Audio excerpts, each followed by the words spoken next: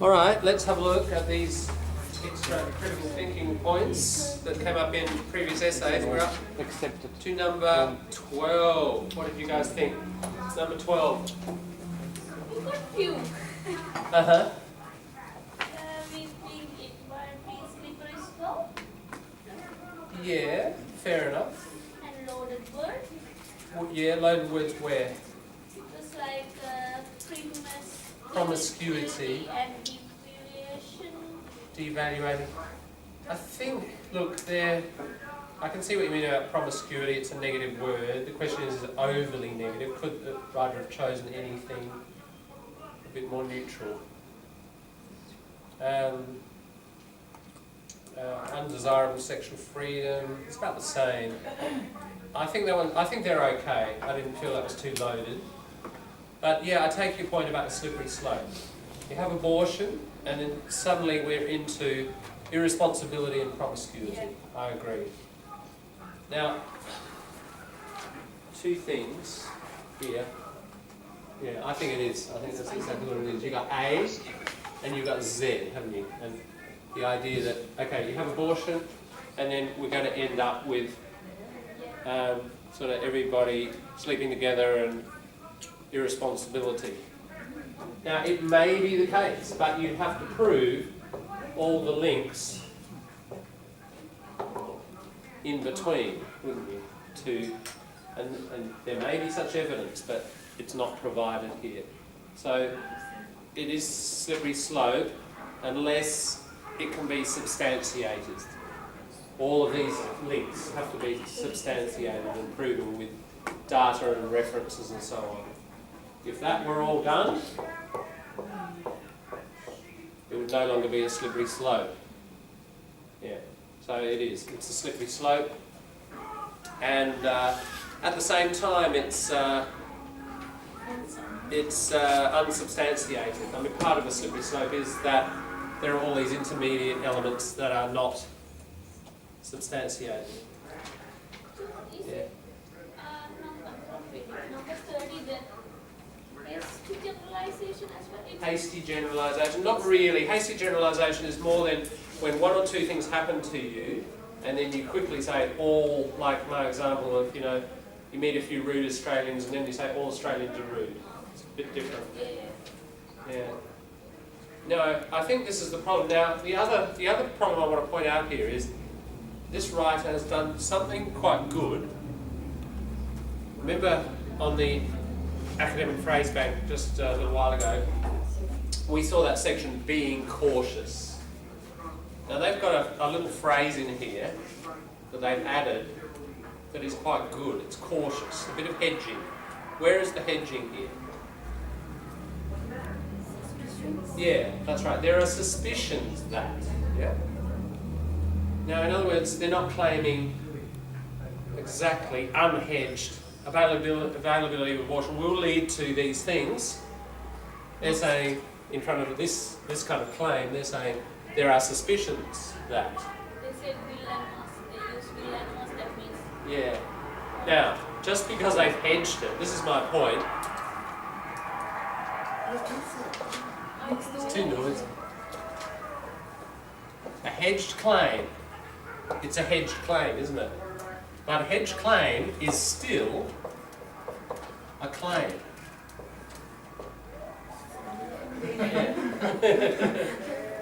I'll go and see him in a minute if it continues. A hedged claim is still a claim. In other words, just because you say, oh, but I said there were just suspicions, it doesn't let you off the hook. We have an idiom. It lets you off the hook. It gets rid of your responsibility to prove it. You still have to prove it with logic, evidence. You still have to prove this, and this. Just because you've hedged it a bit doesn't let you escape having to do that, does it? The expression is here, it lets someone off the hook. So it's like they're a fish on a hook. When you let somebody off the hook, you say, oh, don't worry, you're not responsible for that. You don't have to do it. All right? So it's a claim. There are suspicions that it's still a claim, and you still have to prove that that's the case. Yep. My God, I think we're going to have to go. Sorry.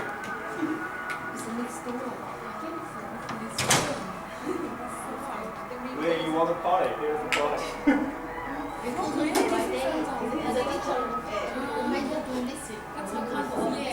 I just saw it. Yeah.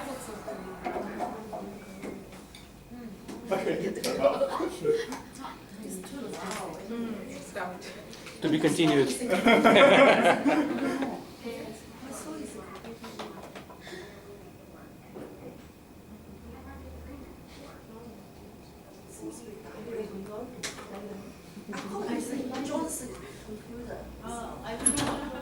Your visa. How did you know? I don't know. It's I went to the next room and I couldn't It's hear only- anything. So Really? maybe they just turned it off because they knew I was coming. I have to try again. Anyway, that's the problem with that one. Now we'll see that if you're not quite clear on what that is, we'll see it further down as in another example. Okay, 13. What did you think of 13? Moral distinctions? Moral legal distinction. Yeah, because it's kind of, they said we don't use the organs because they're drinking alcohol. Yeah, my main problem with this is one word. Undesirable people. Oh yeah. Now what's the problem with this word? To emotion. Too emotional, that's one element. Okay, Pavel, what, in your opinion, who are undesirable people? You tell me, in your opinion, who are undesirable people? You, in my opinion, we'll probably have different opinions on this, won't we? You know, if you say undesirable, according to whose definition? Everyone have own opinion. That's it, right. It could be relevant Yeah. description. Yeah. What you're assuming here when you say this is like, you also kind of invoke the dominant ideology, you know, the dominant view of the culture, which is not necessarily something that, you know, is positive or accurate or whatever. So undesirable, you almost like stereotypes. You tend to encourage this kind of stereotype thinking. And that's a problem. Because, yeah, in some people's view, somebody says, oh, well, they're undesirable. In another person's point of view, they're not undesirable. Their behaviour may have been created by various social circumstances which need addressing and so on. Yeah. So basically, say those people are rubbish. Basically. that's right. Yeah. Basically. Yeah. It's strong, as you said, Pavel. It's very strong, but it's also got this issue of values, doesn't it? And in our list, I haven't got my list with me. We've got it here. Just down. It's sort of number 27 partly. And it's also a definition problem. Number 15. Number 15, lack of definition. But it's also connected with cultural bias. Like your particular culture, you may think something's undesirable. Somebody else may think, no, that's really cool, that's interesting. So those two things often interact. When you use these value statements like that, and you haven't defined it, then you're really just kind of defining it by your cultural assumptions. And that's a big problem. For example, in my country, in my culture, tattooed people. Which people? Tattooed. Tattoo people. Yes, yeah. would be undesirable. Right. But here Yeah. in Australia, it's very popular. Very, yeah. Exactly, that's a good example. Yeah, Same in my yeah. country. yeah. That's right. So, just especially if you get into sociology and social sciences and so on, start using a word like undesirable. Really, in sociology and social sciences and psychology, it's very much the view that people's attitudes are constructed. And they're constructed often by dominant forces like media and institutions and so on. And so because they are constructed, we can't just use these terms. without really questioning the term itself. So you have to be careful of such words. John, do you think it's quite reasonable he used this word in this paragraph? The reason is because he doesn't want to, donate organs. Quite No, it's not. issue. It's not Things. reasonable. Look, you can say people are, if you had data and it looks like he's got it because he's got a reference there. People are concerned about giving their organs to alcoholics. Okay, an alcoholic, you can define it. A criminal can be defined. Have you got a criminal record? Yes, you're a criminal. No, you're not. Undesirable. What does it mean? It We're depends just, on people. we're lost in a sea of possibilities, aren't we? It's just totally undefined. Definition. Yeah, and the term would be, it can be contested. A word is contested, it can be fought over. Like one person thinks this, another person thinks this about desirability. Do you think this word So- is a more oral? No, it's not even that. It's not an oral written thing. It's you could write that, but it's more a definition issue. What is the use if I use this word? What sort of example paragraph I should? What else could you say? Yes, sentences. What should I put this word in there? It would be really hard to replace this, because how would you replace it? We can add some definition. For example, undesirable for donors. That's right. Yes. You might have to do that. That would be a good strategy. Yeah. You can put example undesirable people such as like these people, Even if you put categories, who would you put? Category of undesirable people. That's like categorizing whole groups of people as undesirable. That's fairly problematic. In this sentence, they have told undesirable people are the alcoholics, right? No, but it says or undesirable people. So it's said A, B, or C.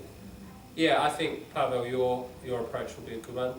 Or, how do we say it? What about Or people donors think to be undesirable. So then the question of desirability is over to the donor, isn't it? We're not defining, the writer is then not defining desirability, and you're passing it over to the judgment of the donor.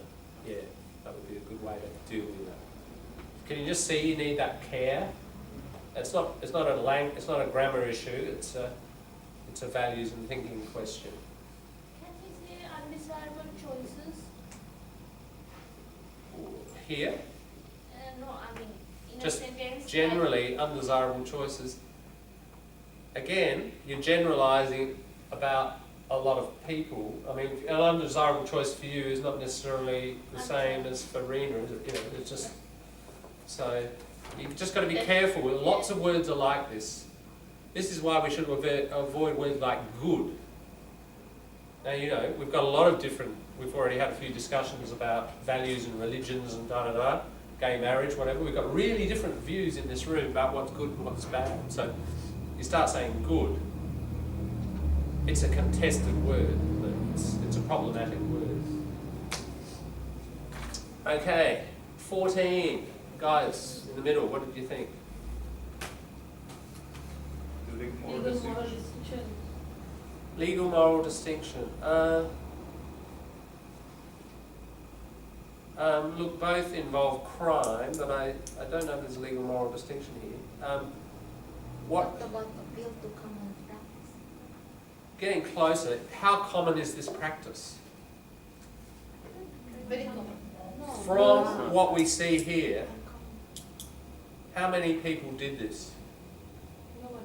No, according to, if these things are true, let's assume they're true. One. 1 and Two. 2. Okay, we've got 2 people who have done this. Yep.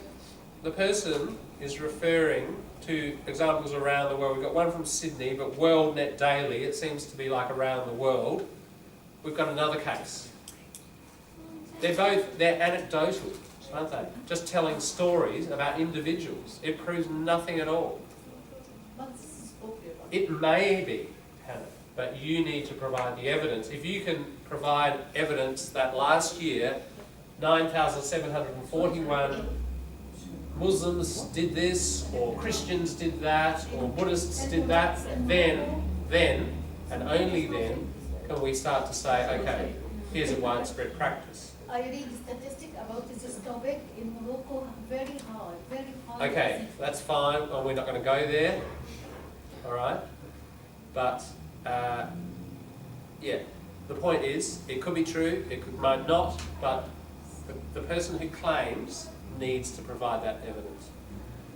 And as it stands, it's anecdotal. It's anecdotal evidence, just 2 anecdotes, and it just doesn't add up Number to 7. proof. Yeah. Needle exchange programs. What did you think about that one? 15. Fourth premise. Fourth premise. False premise? Yeah. In what sense? What sense? Sorry. Might create acceptance in that illicit drugs, but for example, it's a recreational drug.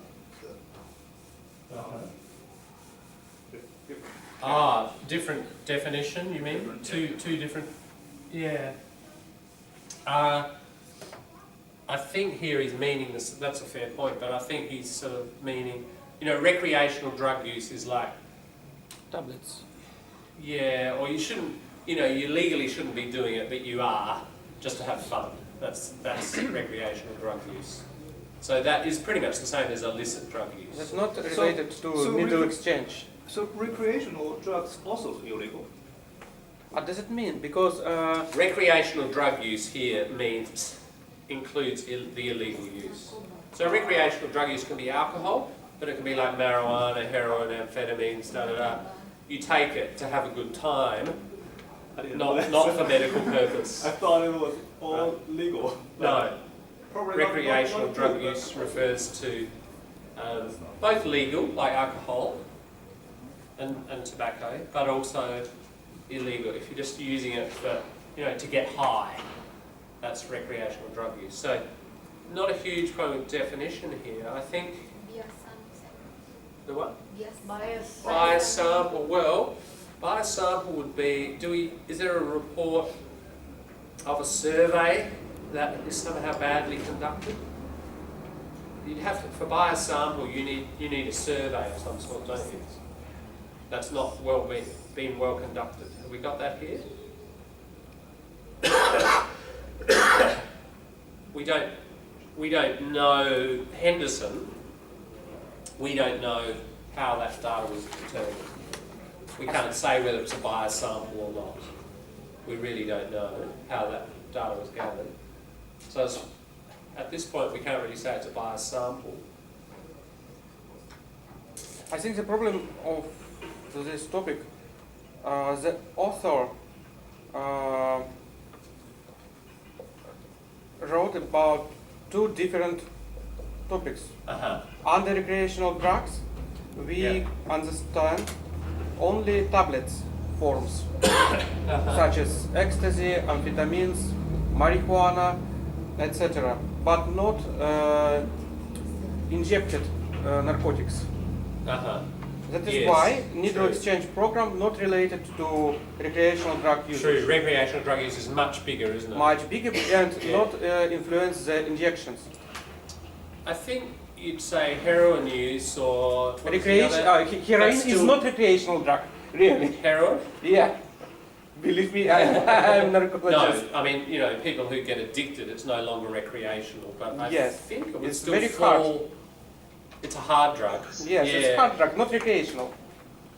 Yeah, I'm not sure what the definition of recreational there is. I'm sure. Are you okay? All right. All right. Fair enough. My point here is...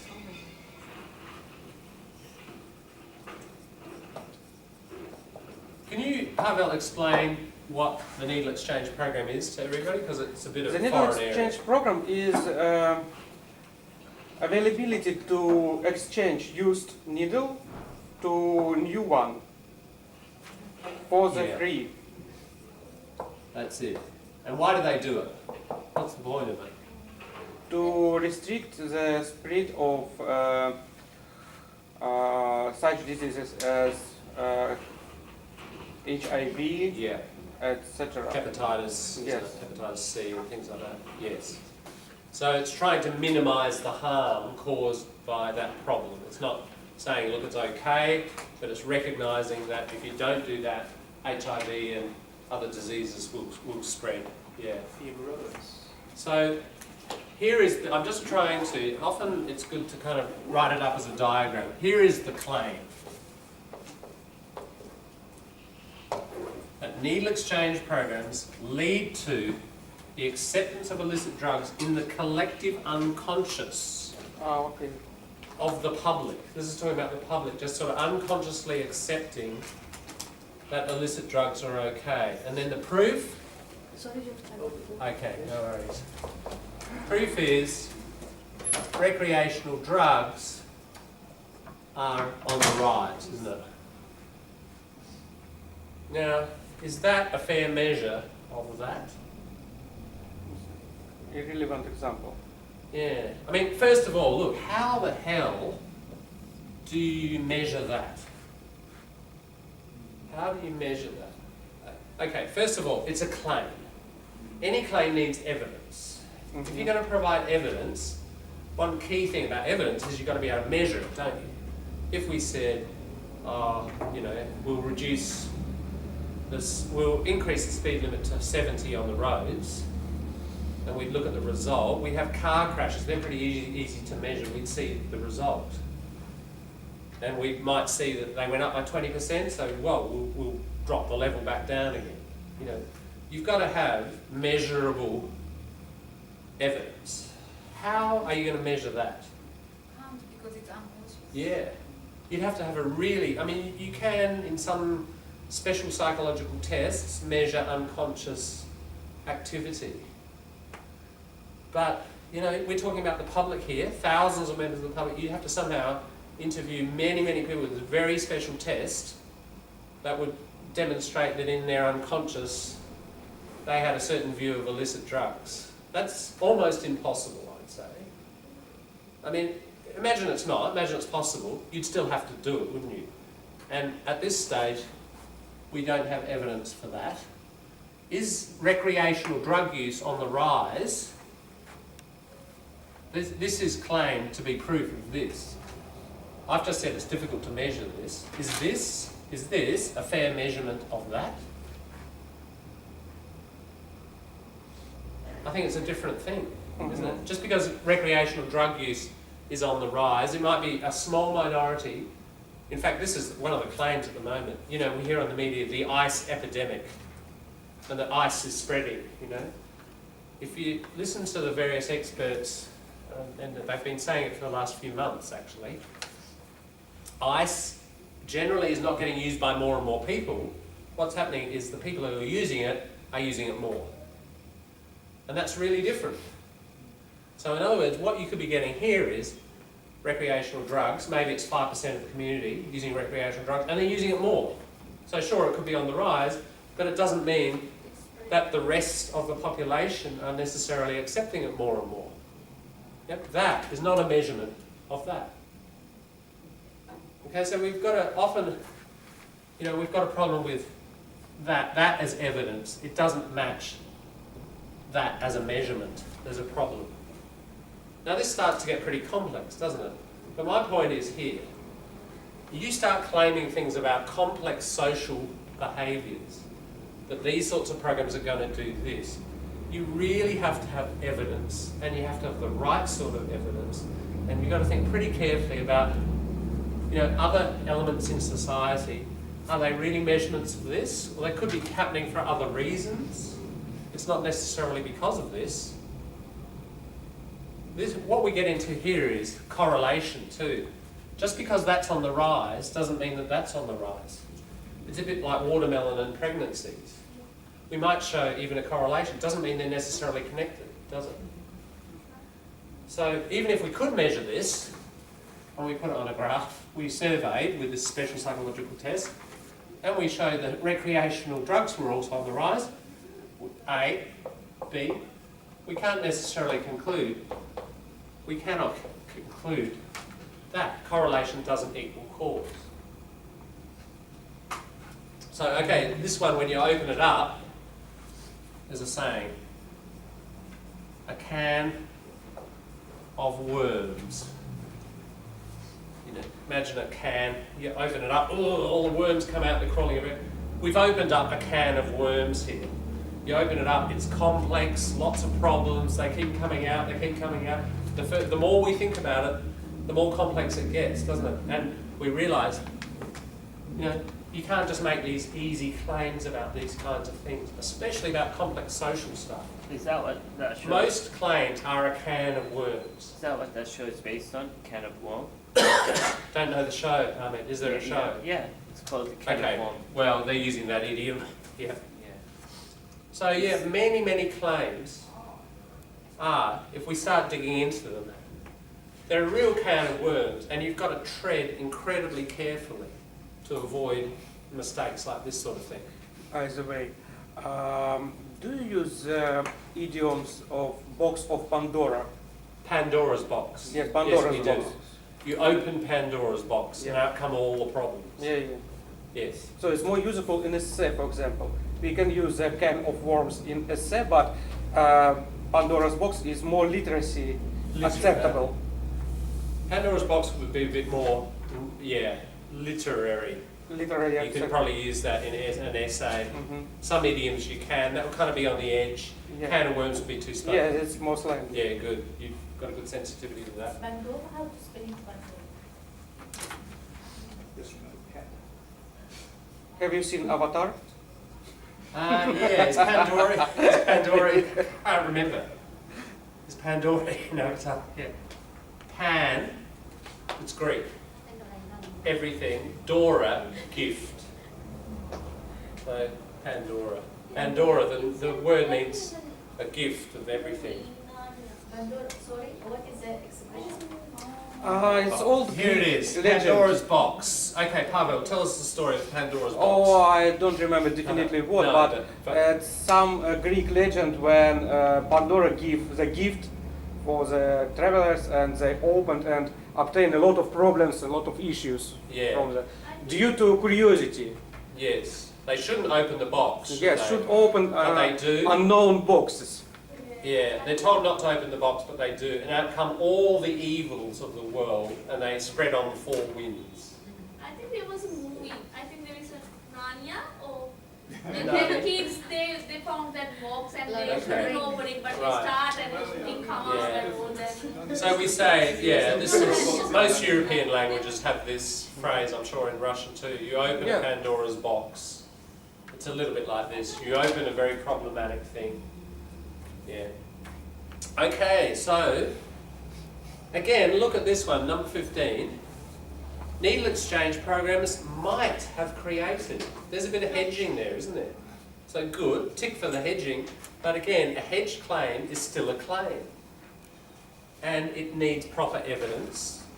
And I hope I've demonstrated that really this evidence is inadequate.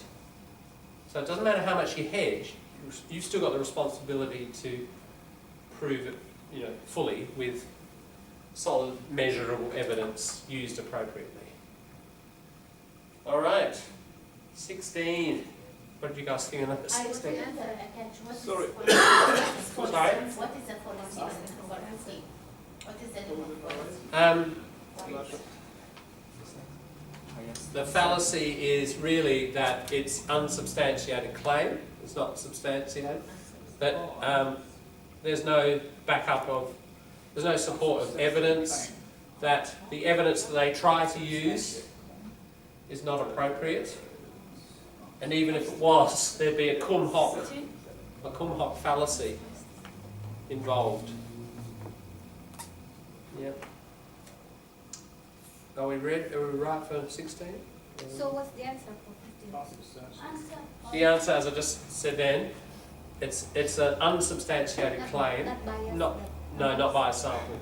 There's no sample. That's part of the problem. 17. There's been no sample. There's been no survey conducted, has there? There has been no survey trying to measure this at all.